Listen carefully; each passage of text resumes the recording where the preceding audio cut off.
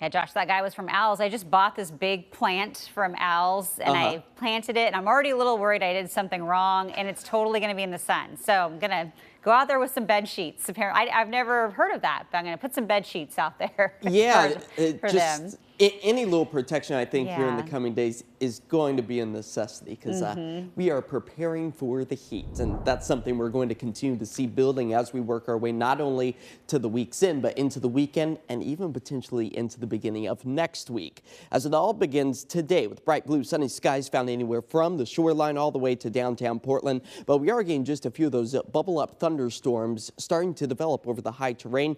That a live look over Mount Adams from the gorge as we expect to hold steady with those warmer than average temperatures already sitting where we should be for daytime highs into the mid 60s up and down the I-5 corridor, just the same found along the coast. And that puts our 24-hour temperature difference up by about 5 to 10 degrees across the Portland metro area. And we're just going to continue to tack on the degrees as we move forward closer to Friday. As we take a live look at our satellite and radar, calm, quiet, clear, bright blue sunny skies found overhead as we see very little activity west of I-5, but over the high terrain, the Cascades, that's where we're starting to see those clouds build, and just a few isolated rain showers right now, which have the potential to transition into that thunderstorm activity as we work our way through the afternoon and evening. Again, maybe one or two of these little green blips have the potential to become stronger thunderstorms, producing some lightning, maybe even some small hail and gusty winds as they dance about the Willamette Valley. But look, those temperatures getting back up into the 70s by the afternoon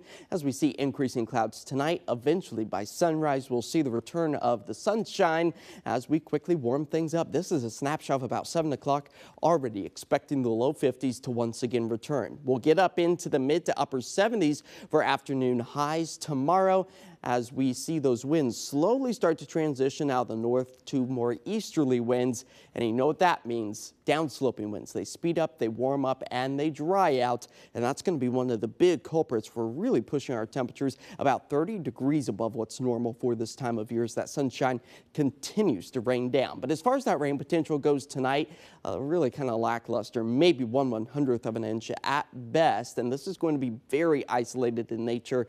But if anything, the best chance to see the wet weather is going to be up in elevation as all of us here across the Pacific Northwest prepare for above average temperatures over the next week or so. We're going to be trending about 20 to 30 degrees above what is normal for this time of year. And that's all due to a ridge of high pressure that continues to build over the west, driving all of that desert southwest heat right up into the Pacific Northwest. And we like to call this a bit of a blocking pattern because we have very little movement from west to east. So this cool pocket of air associated with the trough struggling to find its way back into western Oregon and Washington.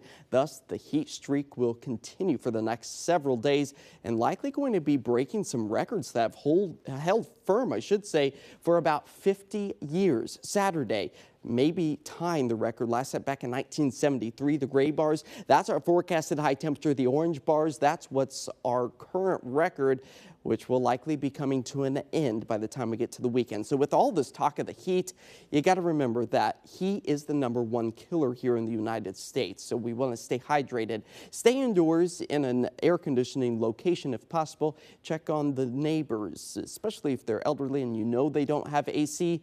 Bring the pets in and use caution around waterways as the cold water could potentially cause shock. But at least for temperatures today, warming up into the mid 70s. You might see an isolated thunderstorm or two off in the distance if it's not overhead. But 51 is what we'll be falling to by sunrise with a mix of clear night skies and some cloud coverage. But that heat trend, I should say, really starting to kick up as we get into Friday. Mid 80s for us, then we just jump straight to the 90s just in time for Saturday. Mother's Day on Sunday is going to be a hot one. That's our hottest temperature over the next week or so, and very little relief from the heat also found during the early morning hours as we're only expected to fall back into the 60s. So it is going to be a hot, dry, and windy stretch of weather for us here in the coming days. Yeah. Do you have any tips for what do you do to keep cool? I usually try to drink water like right now, preparing for it.